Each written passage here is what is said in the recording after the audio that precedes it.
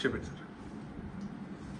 2021 మే 14 నా పుట్టినరోజు నాడు జగన్మోహన్ రెడ్డి ఆజ్ఞ మేరకు పివి సునీల్ కుమార్, విజయ్ పాల్, అప్పుడున్న ఇంకొక అధికారి సీతారామాంజనేయులు వీరందరూ కుట్ర చేసి అప్పటికప్పుడు నా మీద రాజద్రోహం కేసు పెట్టి నన్ను ఎత్తుకెళ్ళి కస్టడీలో టార్చర్ చేయటం, సుప్రీంకోర్టు ఇన్వాల్వ్మెంట్తో నేను మిలిటరీ హాస్పిటల్కి వెళ్ళటం అదంతా అందరికీ తెలిసిందే.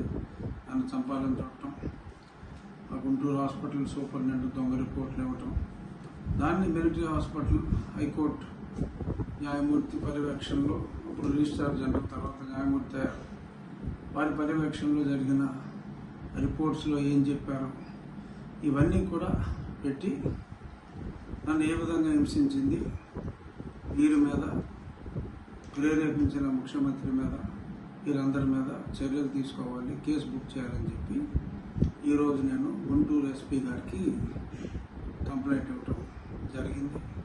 తప్పకుండా దాని మీద యాక్షన్ ఉంటుంది, అది కేసు రిజిస్టర్ చేయాలి. గతంలో నేను సుప్రీంకోర్టుకు వెళ్ళటం, తర్వాత వారు హైకోర్టుకు వెళ్ళమంటాం అన్నీ జరిగినాయి. ఎందుకంటే ఇక్కడ కేసు రిజిస్టర్ చేయాలన్నా పట్టించుకునే వాళ్ళు లేడు.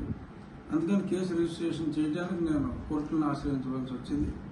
ఇప్పుడు డైరెక్ట్గానే లా అండ్ ఆర్డర్ ధర్మం 4 పాదాలు నడుస్తుంది కాబట్టి ఇప్పుడు చంద్రబాబు నాయుడు గారి పరిపాలనలో నాకు న్యాయం చేయండి, అక్రమంగా నన్ను కస్టడీలో హింసించిన వాళ్ళని న్యాయపరంగా శిక్షించాలి అని చెప్పి నేను కంప్లైంట్ ఇవ్వడం జరిగింది. రాబోయే వారం 10 రోజుల్లో ఏం జరుగుతుందో చూద్దాం.